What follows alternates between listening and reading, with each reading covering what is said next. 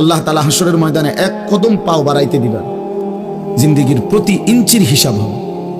আন উমরিহি ফিমা আফনাহু, পুরা হায়াত বান্দা কোথায় ব্যয় করেছো বলো আমাকে, আমার দেওয়া হায়াত। ও আন শাবাবিহি ফিমা আবলাহু, শুধু যৌবনটা কোথায় ব্যয় করেছো সেটা আমাকে আলাদা বলো। ও আন মালিহি মিন আইনা ইকতাসাবাহু ওয়া ফিমা আনফাকাহু, প্রতিটি টাকার ব্যাপারে হিসাব দাও দুইটা। এক, টাকাটা কামাই করছো কেমনে, ব্যয় করেছো কোথায়। ওয়া মাদা আমিলা ফিমা আলিমা, যা যা শিখেছিলা, জেনেছিলে, শুনেছিলে, তা কি পরিমাণ আমল করেছো সেটা বল, সেটা বল। এই জন্য এই বিষয়গুলো জরুরি। বাপ রাসূলুল্লাহ সাল্লাল্লাহু আলাইহি সাল্লাম বলেন, এগুলো উত্তর না দিয়ে কোনো মানব সন্তান হাসরের ময়দানে এক কদম সামনে যাইতে পারবে না, এক কদম সামনে যাইতে। কোরআনুল কারীমের মধ্যে আছে, আল্লাহ তাআলা বলেন, ফাওয়ারাব্বিকা লানাসআলান্নাহুম আজমাইন আম্মা কানু ইয়ামালুন। আল্লাহ তাআলা বলেন, আমার কসম, মানে আল্লাহর কসম, আল্লাহ নিজের কসম করে বললেন, আমি অবশ্যই তোমাদেরকে জিজ্ঞেস করব, অবশ্যই অবশ্যই সকলকে, আজমাইন, সকলকেই আমি আল্লাহ জিজ্ঞেস করব, আম্মা কানু ইয়ামালুন, দুনিয়ার হায়াতে যা তোমরা করেছিলে। এই জন্য আল্লাহ তাআলার আড়াল হওয়ার কোনো সুযোগ নেই, হিসাবের বাইরে আমরা কেউ না। আল্লাহ তাআলা বলেন, সুম্মা লাতুসআলুন্না ইয়াওমা ইদিন আনিন নাঈম। আল্লাহ তাআলা বলেন, ওই বাবা, আরে কি প্লাস্টিক না, কথা বলো কেন? আল্লাহ তাআলা বলেন, আমার দেয়া প্রতিটি নিয়ামত সম্পর্কে অবশ্যই আমি তোমাদেরকে জিজ্ঞেস করব, প্রতিটা নিয়ামত। হাদিসের মধ্যে আছে, আল্লাহ তাআলা জিজ্ঞেস করবেন, নবী সাল্লাল্লাহু আলাইহি সাল্লাম বলেছেন, আল্লাহ জিজ্ঞেস করবেন, আলাব নসিহ জিসমাক, বান্দা আমি মোট এতদিন তোমার শরীর সুস্থ রাখি নাই, সেইটুকু শুকর কি আদায় করেছো বলো। অনুরভিকা মিনাল মা, আমি কি তোমাকে প্রতিবার তৃষ্ণার্ত অবস্থায় পানি পান করিয়ে তোমার তৃষ্ণা নিবারণ করি নাই? যতবার পানি পান করছো, তো এরপরে আমার কি শুকর আদায় করছো বলো বান্দা। আহা বদনসিব মুসলমান তো আলহামদুলিল্লাহ বলতো জানেন, পানি পান করে সেরা যে একবার আলহামদুলিল্লাহ বলবে, এটুকু তো জানো, এটুকু তো জানো। তাইলে এই জন্য বললাম, আমরা কিন্তু প্রত্যেকেই আমাদের হায়াত, ইয়াহইয়ার ওই কথা থেকে আমি বললাম, আমাদেরকে উত্তর দিতে হবে। ওয়াকিফুহুম ইন্নাহুম মাসউলুন। আল্লাহ তাআলা বলেন, হাসরের ময়দানে ফেরেশতাদেরকে বলবেন, আমার বান্দাদেরকে দাঁড় করাও, তাদেরকে এখন জিজ্ঞেস করা হবে একজন একজন করে। ওয়াকুল্লুহুম আতিহি ইয়াউমাল কিয়ামাতি ফারদান। আল্লাহ বলেন, সকলকে আমি আল্লাহর সামনে আসতে হবে একজন একজন। ফারদান অর্থ ওয়াহিদান, একজন একজন আমার সামনে এসে দাঁড়াবে, আমার সামনে তুমি একাকী উত্তর দিবে, কোনো দুভাষী থাকবে না, একাকী উত্তর দিবে। এই জন্য বাপ আমার, এটা জরুরি বিষয়, আমাদের জরুরি বিষয়, আমরা যেন আমাদের জিন্দেগির কদর করি। ছেলেরা তোমাদেরকেও বলি, ভাই হায়াত এই শুধু শুধু কাটাইয়ার মধ্যে কোনো ফায়দা নেই। বুট খাইতে খাইতে নষ্ট করে দিলা জীবন, সামান্য মোবাইলের জন্য জীবন। একটা মোবাইলের আর কতই দাম, 12, 14, 18,000 টাকা। তো এই সামান্য টাকার একটা মোবাইল, এর জন্য এত সুন্দর হায়াত শেষ করে দেওয়া, এটা ঠিক না। বন্ধুদের আড্ডায় 5 ঘন্টা 6 ঘন্টা জীবন শেষ করে দিলেন। আল্লাহ আমাদেরকে বুঝ দান করেন। এজন্য চলেন, প্রতিটা মাহফিলের বয়ান মনোযোগ দিয়ে শুনবেন, জুমার নামাজের বয়ান মনোযোগ দিয়ে শুনবেন। যখনই ওলামায়ে কেরাম কথা বলে মনোযোগ দিয়ে শুনলে ধীরে ধীরে পরিবর্তন হয়। মানুষ একদিনে বদলায় না, এটা আমরাও জানি। একদিনে কোনো জুনায়েদ বাগদাদি হয়ে যাবেন, একদিনে কোনো আব্দুল কাদের জিলানী হয়ে যাবেন। ওনারা নিজেরাও একদিনে হয় নাই, তা আপনি হইবেন কেন? বুঝেন নাই? জুনায়েদ বাগদাদি এত বড় আল্লাহর ওলি হয়েছে একদিনে, তো বাইজিদ বুস্তামি এত বড় আল্লাহর ওলি হয়েছে একদিনে, তো আপনি হবেন কেন? কাজে এইটা কোনো কথা না। কিন্তু শুনতে থাকলে, গুরুত্ব দিলে, আন্তরিকতা দিয়ে শুনলে একদিন আল্লাহ তাআলা বদলে দেয়, পরিবর্তন নসিব হয়। এই পৃথিবীতে অগণিত মানুষ যারা জালেম ছিল, নাফরমান ছিল, পাপী ছিল, হাজারো অন্যায়ের মধ্যে ডুবা ছিল, এমন মানুষও আল্লাহর দয়ায় কোনো একদিন রাত গভীরে, কোনো একদিন দিনের আলোতে, কোনো সামান্য কথায়, কোনো সামান্য ঘটনায় জিন্দেগি বদলায় ফেলছে। পিছনের জীবন থেকে তাওবা করে নতুন জীবন গ্রহণ করছে। আল্লাহ পাককে রাজি খুশি করে জামানার আউলিয়া হয়ে গেছে। এরকম বহু ঘটনা আছে, বহু ঘটনা, বহু ঘটনা। এই জন্য আমরা ইনশাআল্লাহ মনোযোগ দিয়ে আল্লাহর কথা, আমার বয়ান না শুধু সমস্ত আলেমদের বয়ান মনোযোগ দিয়ে শুনবেন। বলেন ইনশাআল্লাহ। কোরআন সুন্নাহর কথা মনোযোগ দিয়েই শুনবেন, দেখবেন বরকত হবে। যদি আমার এই কথা একজনে বুঝেন, আমি মনে করি এতটুকুই আমার লাভ। দুইজন বুঝলে দুইজনই লাভ। আল্লাহ আমাদেরকে তৌফিক দান। চলেন, কোরআনুল কারীমের এই সূরাটি 99 নম্বর সূরা। 114টি সূরা কোরআন শরীফে, তন্মধ্যে এটা হলো 99 নাম্বার, 30 নাম্বার পারা। পুরা কোরআনুল কারীমের মধ্যে মোট 30 পারা। এই মোট 30 পারার মধ্যে এটা হলো 30 নাম্বার পারার সূরা, 99 সূরা নাম্বার। সূরাটির নাম হচ্ছে জিলজাল, সূরায়ে জিলজাল। জিলজাল শব্দের অর্থ বা জালজালা, জিলজাল একই শব্দ, দুইটার দুই রকম ব্যবহার। অর্থ হলো ভূমিকম্প। জিলজাল শব্দের অর্থ কি বলেন? ভূমিকম্প। ভূমিকম্প, এই যে জমিন কাঁপে, ভূমিকম্প হয়, এই সূরার অর্থ হলো এইটা। এই ভূমিকম্প বলতে, জিলজাল বলতে আল্লাহ তাআলা কিয়ামতের ভূমিকম্প বুঝাইছে। পৃথিবীতে এমনিতে প্রতিনিয়ত মাঝে মধ্যে বিভিন্ন এলাকা ভেদে, অঞ্চল ভেদে ভূমিকম্প হয়। হ্যাঁ, আধা মিনিট, 30 সেকেন্ড, 40 সেকেন্ড, 50 সেকেন্ড, কিংবা তার চাইতে সামান্য কম বেশি এরকম সময় ভূমিকম্প হয়। এতেই বহু ক্ষয়ক্ষতি হয়। যখনই যেখানে কোথাও ভূমিকম্প হয়, তো সেখানে অনেক ক্ষয়ক্ষতি হয়, ঘর বাড়ি বিভিন্ন কিছুর অনেক ক্ষতিগ্রস্ত হয়। কিন্তু আল্লাহ তাআলা বলেন একটি চূড়ান্ত ভূমিকম্প আছে, যেই ভূমিকম্পটা যখন হবে তখন একসাথে আল্লাহর সৃষ্টি পুরাটা জমিন একসাথে ভূমিকম্প, এবং সেটা কতক্ষণ থাকবে সেটা আল্লাহই জানে, সেটা আল্লাহই জানে। এরকম ভূমিকম্প হবে।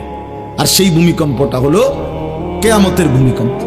অর্থাৎ এই পৃথিবী ধ্বংস করার জন্য আল্লাহ তাআলা তার গোটা সৃষ্টি জগৎকে মউত দিবেন।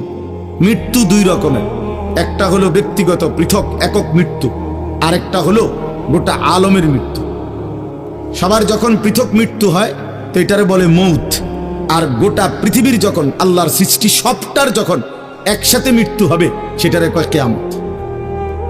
সেটাই কিয়ামত, ওইটাও একটা মৃত্যু। আসমানের মউত হবে, জমিনের মউত হবে, সূর্য চন্দ্র গ্রহ নক্ষত্রের মৃত্যু হবে, অর্থাৎ সব কিছু শেষ হবে। তো এই যে কিয়ামত, এটা আমাদের ঈমানের অংশ, এটা হবেই হবে, এটা হবেই হবে। আখিরাত, কিয়ামত, এই পৃথিবী একদিন ধ্বংস হবে, শেষ হবে, এটা কোরআনুল কারীমের অসংখ্য আয়াতে আল্লাহ তাআলা বলছেন, বারবার বলছেন, বারবার, যে বান্দা যত সুন্দরী তোমার কাছে লাগে দুনিয়া, যত আকর্ষণীয় মনে হয় না কেন দুনিয়া, একে তো তুমিও থাকবে না, একে তো দুনিয়া নিজেই থাকবে। দোনোটা মনে রাখবে, না তুমি থাকবে স্থায়ী, না দুনিয়া থাকবে স্থায়ী, কোনোটাই না। তুমিও মৃত্যুবরণ করবা, একদিন দুনিয়ারও মৃত্যু হয়ে যাবে, দুনিয়ারও মৃত্যু হয়ে যাবে। প্রতিটা মানুষকে মরতে হবে, এটা আমরা সবাই জানি। কুল্লু নাফসিন যায়িকাতুল মাউত, সমস্ত আত্মা, সমস্ত প্রাণ, আল্লাহ তাআলা বলেন মৃত্যুর স্বাদ গ্রহণ করুন, মৃত্যুর স্বাদ গ্রহণ। কুল ইন্নাল মাউতাল্লাযী তাফিরুনা মিনহু ফাইন্নাহু মুলাকীকুম। আল্লাহ তাআলা বলেন, হে নবী আপনি বলে দেন, ও দুনিয়াবাসী, মৃত্যু থেকে তোমরা যেখানেই পলায়ন করো না কেন, মৃত্যু তোমাদের সাথে সেখানে গিয়েই নিজেই মোলাকাত করুন, সাক্ষাৎ করুন। তুমি ডাকতে হবে না, মৃত্যু নিজেই আসে, মৃত্যু নিজেই আসে। আইনামা তাকুনু ইউদরিকুমুল মাউতু ওয়ালাউ কুনতুম ফি বুরুজিন মুশাইয়াদা। আল্লাহ বলে, তুমি যদি এমন একটা বিল্ডিং বানাও, ঘর বানাও, যে ঘরটা অনেক উঁচা, যে ঘরটার উপর দিয়া কেউ ভিতরে ঢুকতে পারবে না, যে ঘরটার মধ্যে একটা ছিদ্র নাই, একদম আটকানো, তো এরকম একটা ছিদ্রবিহীন সুউচ্চ ঘরও যদি তুমি বানিয়ে তার ভেতরেও তুমি আশ্রয় নাও, তো ইউদরিকুমুল মাউতু, মৃত্যু তোমার সেখানেই পৌঁছবে, তোমার সেখানেই পৌঁছবে। প্রিয় ভাই আমার, বন্ধু আমার, নওজোয়ান সাথীরা আমার, মৃত্যু এক অনিবার্য বাস্তবতা, চিরন্তন বাস্তবতা। এটা গ্রহণ করতেই হবে। হাসলেও মরতে হবে, কাঁদলেও মরতে হবে, সুখেও মরতে হবে, দুঃখেও মরতে হবে। রাজপ্রাসাদ আর অট্টালিকার মানুষটাও মরে যাবে, জীর্ণ কুটিরে যে লোক থাকে, হ্যাঁ, সেই লোকটাকেও মরতে হবে। জীবনে কোনোদিন দুঃখ দেখে নাই যে সেও মরে যাবে, জীবনে কোনোদিন সুখ দেখে নাই যে সেও মরে যাবে, সব মরে যাবে। এটাই সত্য, এটাই বাস্তবতা। অতএব মৃত্যু এক অনিবার্য বাস্তবতা, এটা গ্রহণ করতেই হবে। এটা যদি আমরা মনে রাখি আমাদের জীবন অনেক সুন্দর হইত, অনেক সুন্দর হইত। রাসূলুল্লাহ সাল্লাল্লাহু আলাইহি ওয়াসাল্লাম বলছেন, আকসিরু যিকরা হাদিমিল লাযযাত ইয়ানি আল মাউত। আল্লাহর নবী বলেন, আমার উম্মত তোমরা বেশি বেশি ওই জিনিসটা স্মরণ কইরো যে জিনিস তোমাদের সমস্ত স্বাদ, আনন্দ, আহ্লাদ চিরতরে মিটাই দিবে, তোমারে চিরস্তব্ধ করে দিবে। জলজ্জন্ত মানুষটা আমাদের সামনে হাঁটতো, চলতো, উঠতো, বসতো, ঘুরতো, ফিরতো, হ্যাঁ, সেই মানুষটা মনে করেন আমার চোখের সামনে নাই, তার লাশ আমার সামনে। আহা, সেই লোকটা স্তব্ধ। পৃথিবীর কত মানুষ কত আওয়াজ করতেছে, কত শোরগোল করতেছে, কিন্তু এই লোকটা হাতও নাড়ে না, পাও নাড়ে না, চোখও মেলে না, আর কিছুই করে না। এ কি আশ্চর্য বিষয়! চোখের সামনের এই মানুষটা নাই, কি হলো তার? কে তারে থামাই দিল? কে তারে স্তব্ধ করে দিল? এ তো আমার মতো ঘুরতো, ফিরতো, হাঁটতো।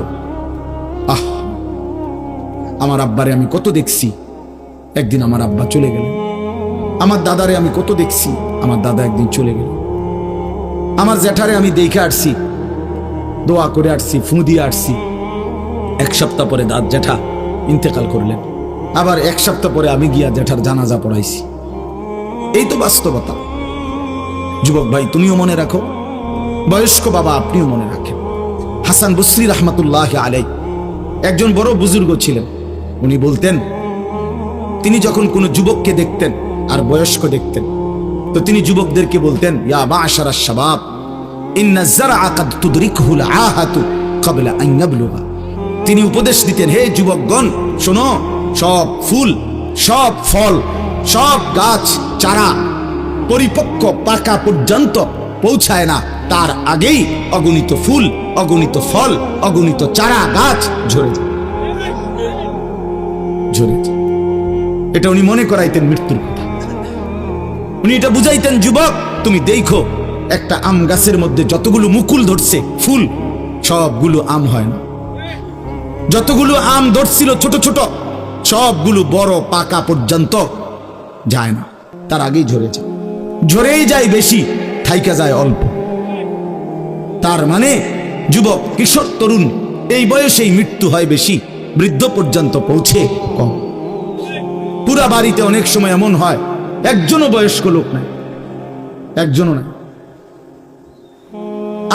আমার ঘর, আমার বাপ চাচাদের যে ঘর, সেখানে আপনার এখন আমার চাচাতো ভাই, জ্যাঠাতো ভাই, আমার ভাই বেরাদর সব মিলাইয়া আমাদের ছেলে পেলে ভাই বাতিজা মিলে না হয়তো 60-70 জন আছি আমরা, কিন্তু আমাদের একজনও বয়স্ক লোক নাই। আমার দাদাও নাই, দাদিও নাই, জ্যাঠাও নাই, চাচাও নাই, আমার আব্বাও নাই, কেউ নেই। তাইলে কেন এমন হলো? তাহলে বোঝা গেল অধিকাংশই ঝরে যায়, কবরে চলে যায়, মৃত্যু হয়ে যায়। এই জন্য ধোঁকা না খাওয়া। আরেকটা হলো, বয়স্ক লোককে দেখলে উনি বলতেন, হাসান বসরি রহমতুল্লাহ আলাইহি, ইয়া মা'শারা শুয়ুখ, হে বৃদ্ধগণ।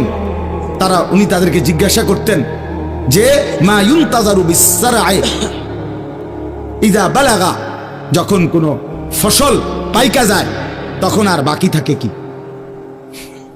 কি বাকি থাকে? কাটা। কথা বলে না, কি বাকি থাকে?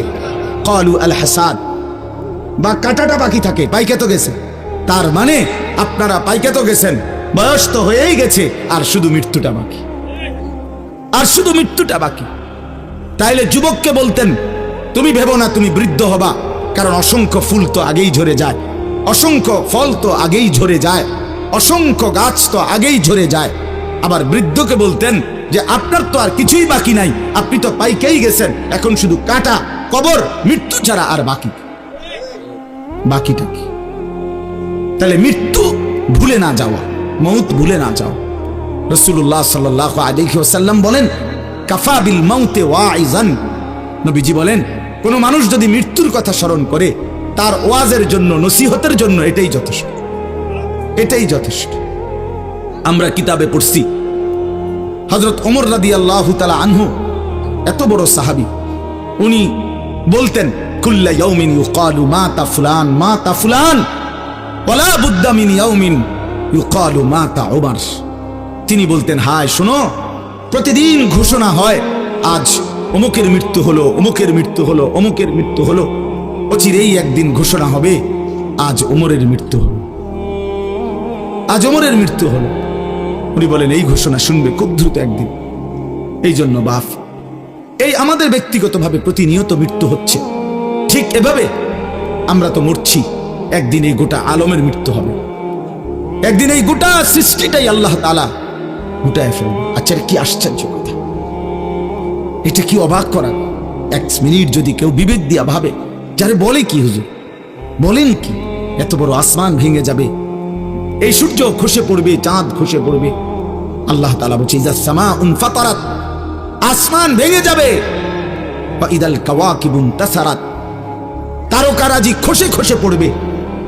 ইযা শামসু কুববিরাত ওয়া ইদাল কাওয়াকিবুন তাসারাত, আল্লাহ তাআলা বলেন সূর্যটা গুটায় ফেলা হবে, পাহাড়গুলো বালির মতো তুলার মতো উঠতে থাকবে।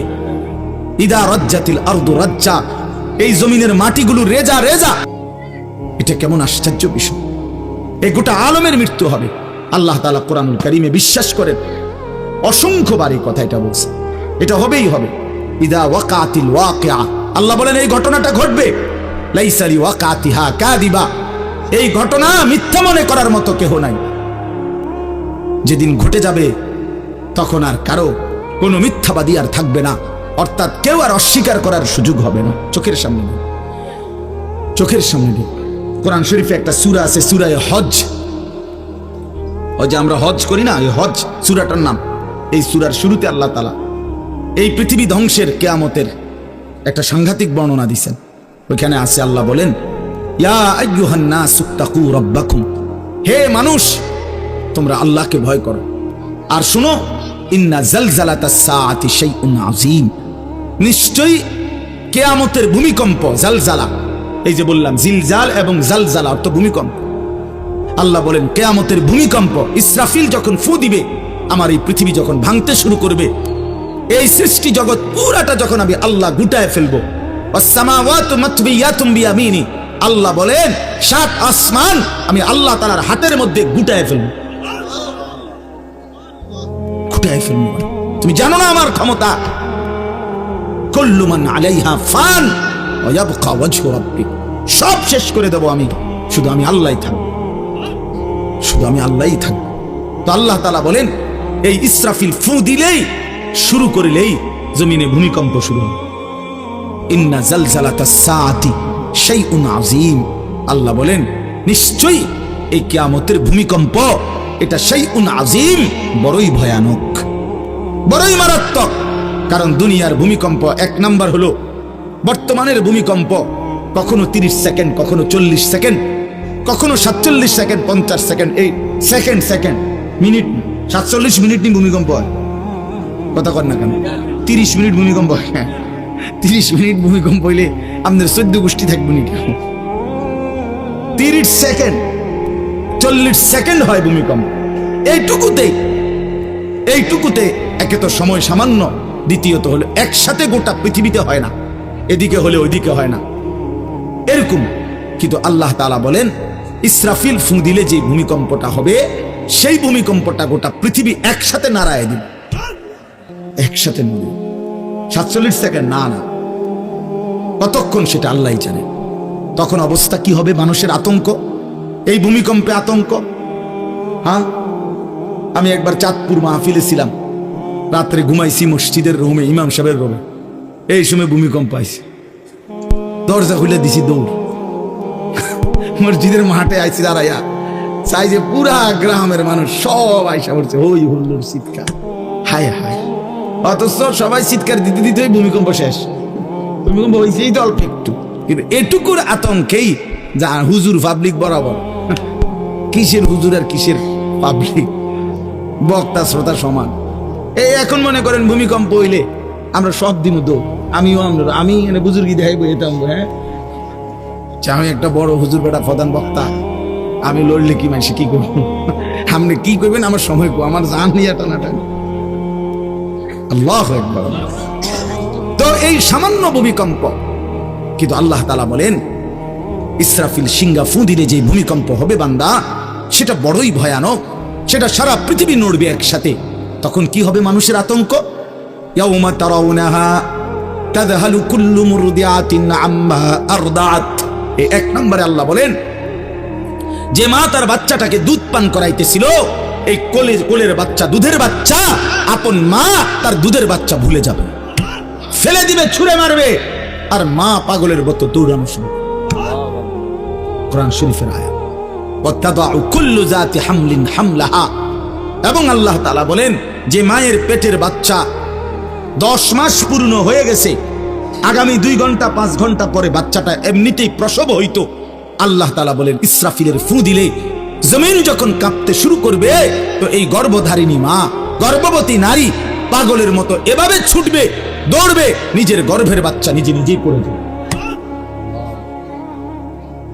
ও তারান নাসা সুকারা, আল্লাহ বলেন মাতালের মতো সমস্ত মানুষগুলো ছুটতে থাকবে। ফাইদা বারিকাল বাসার ওয়া খাসাফাল কামার ওয়া জুমিআ আশ-শামসু ওয়াল কামার। আল্লাহ তাআলা বলে চন্দ্র সূর্য আলোহীন হয়ে যাবে, সূর্য চন্দ্র এক হয়ে যাবে। ওয়া জুমিআ আশ-শামসু ওয়াল কামার ইয়াকুলুল ইনসানু ইয়াওমাইদিন আইনাল মাফার। লোকেরা দৌড়বে আর ছুটবে, মানুষ একে অপরকে জিজ্ঞেস করবে ভাইয়া পালাবো কোথায়, দাঁড়াবো কোথায়? কোথাও তো স্থির কোনো জায়গা নাই, কোথায় দাঁড়াবো? আল্লাহ তাআলা বলেন কাল্লা লা ওয়াজার, না বান্দা, সেদিন আর কোথাও জায়গা মিলবে না। ইলা রাব্বিকা ইয়াওমাইদিনিল মুস্তাকার, আজকে শুধুই কেবল তোমার আল্লাহর কাছেই আশ্রয় ঠিকানা। এভাবে বহু আয়াত কোরআনুল কারীমের মধ্যে আল্লাহ তাআলা বর্ণনা করছেন। আমার ভাই, তো এই ইসরাফিলের ফু দিলে গোটা আলমের মৃত্যু হবে, ভূমিকম্প শুরু হবে। তো এই ভূমিকম্প কেন হবে? এই কাঁপতে কাঁপতে সমস্ত কিছু ভাঙ্গা একসাথে, এই সব কিছু আল্লাহর সৃষ্টি, সমস্ত কিছুই জমিনের তলদেশে চলে যাবে। জমিন তখন খালি ফাঁকা, জমিনে তখন কিচ্ছু নাই, কিচ্ছু নেই, একটা সুতা মাটির উপরে থাকবে। এই প্রথমবার ইসরাফিল ফু দিলে সমস্ত কায়নাত, ইনসান, জিন, আল্লাহর সমস্ত সৃষ্টি, মাখলুকাত সব জমিনের তলদেশে চলে যাবে। মানুষ ও জিন ও অর্থ সম্পদ, স্বর্ণ রৌপ্য, মণি মুক্তা, হীরা জহরত, সব সব সব একটা কাগজের অস্তিত্ব, সব কিছু, গোটা জমিন ফাঁকা। এভাবে কতদিন আল্লাহ জানে, কতদিন আল্লাহ জানে। হ্যাঁ মা ভাই, এরপরে একটা নির্দিষ্ট সময় পরে আবার আল্লাহ তাআলা ইসরাফিলকে জীবিত করবেন, করে আবার আল্লাহ তাআলা দ্বিতীয়বারের মতো ফু দিতে বলবেন। এই 2 ফুঁয়ের মাঝখানে কতদিন? নবী সাল্লাল্লাহু আলাইহি সাল্লামের এক হাদিসের মধ্যে বলছে 40। সাহাবীরা ব্যাখ্যা করছেন, মুহাদ্দিসিন, সেই 40টা হতে পারে 40,000 বছর। 40,000। এই জন্য বাপ একটা কথা হলো, সর্বশেষ যেই লোকটা কবরে যাবে, শেষ যেই ব্যক্তি মরবে পৃথিবীতে, হতে পারে তাকেও শুধু কবরেই থাকতে হবে 40,000 বছর। 40,000 বছর, এরপরে তো আখিরাত। এই 40,000 বছর যদি কবরে আযাব হয়, 40,000 বছর যদি কবরে আযাব হয় ভাই, তখন কি হবে? এবার ভেবে দেখেন, এখন যারা কবরে যাচ্ছে, হ্যাঁ, নূহ আলাইহিস সালামের জামানায় যারা মারা গেছে, ইব্রাহিম আলাইহিস সালামের জামানায় যারা মারা গেছে, নবীজি সাল্লাল্লাহু আলাইহি সাল্লাম তো 1,500 বছর আগে ইন্তেকাল করছেন, 1450 বছর আগে। তো ওই সময়ে যারা মারা গেছে তারা কবরে পড়ে আছে আজকে 1,500 বছর, 1,500 বছর, 1500 বছর। তাহলে নূহ আলাইহিস সালামের জাতি কত বছর থেকে পড়ে আছে? কোথায় নূহ নবী, কোথায় আমাদের নবী? কত ব্যবধান! এই জন্য বাপ, শুধুমাত্র কবরের বিষয়টাই তো সাংঘাতিক, আখিরাত তো পরে। শেষ ব্যক্তিটাও যদি কবরে থাকতে হয় 40,000 বছর, তো এখনকার মানুষগুলো আছে কত কাল ধরে। এই যার কবরে আযাব হচ্ছে, আহা বাপ, সে কি পরিমাণ কষ্ট পাচ্ছে ভাইবা দেখে। কবরবাসীদের রুহের মাগফিরাত। আরে ভাইয়া, একবার চোখ বন্ধ করে 1 সেকেন্ড ভাবেন, আজ আমরা যাদের রুহের মাগফিরাত কামনা করলাম, এই 20 বছরের ব্যবধানে, 30 বছরের ব্যবধানে, 10 বছরের ব্যবধানে, 50 বছরের ব্যবধানে, আবার এর পরের লোকেরা আমাদের রুহের মাগফিরাত কামনা করে। এটা কি পরিমাণ বাস্তবতা! কি পরিমাণ বাস্তব! এটাকে অস্বীকার করার, না বুঝার কিছুই নাই, মৃত্যুকে না বুঝার কিছুই নেই। কারণ এত বেশি জলজ্জান্ত আল্লাহ তাআলা এটা আমাদের সামনে দেখাইছেন, এত মানুষের মৃত্যু আল্লাহ আমাদের সামনে দেখাইছেন, এটাকে অস্বীকার করার, না বুঝার কিছুই নেই, কিছুই নাই। তো চলেন, এরপরে আল্লাহ তাআলা ইসরাফিলকে আবার জীবিত করবেন।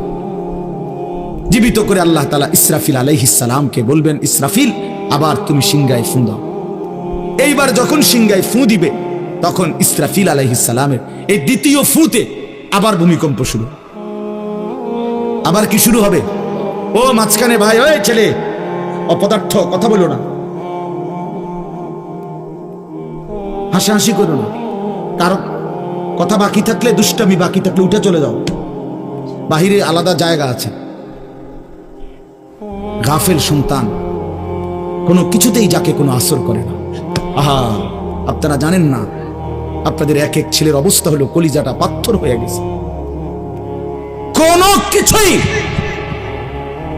তার কলিজা নাড়ায় না। এত শক্ত জানোয়ার যে খোদার 365 দিনে কোনো দিন ফজরের নামাজ পড়ে না, একদিনও না। মানুষের বাচ্চা এত বড় জানোয়ার হয় কেন? আরে তুই কোন মানুষের বাচ্চা? তুই কোন মার দুধ খাইলি? না ফরমান,